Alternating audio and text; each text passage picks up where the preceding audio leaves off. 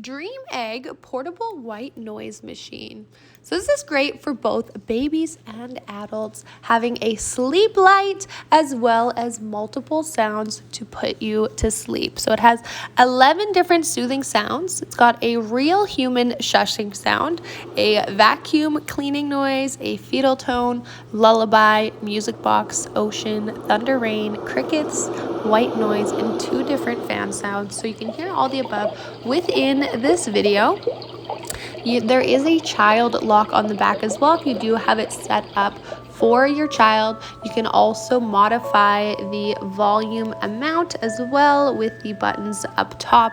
You can change through the different settings. Could be a great nightlight for nursing as well. You can adjust the light intensity in addition to make it easier to see your baby as well as to not wake them up too much.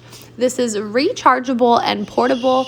It is a USB cable that is included and a portable clip. So if you need to move it or if you're on the go or using it for travel, you can hang it on your stroller or on a bag or just kind of really anywhere that you need to set it up.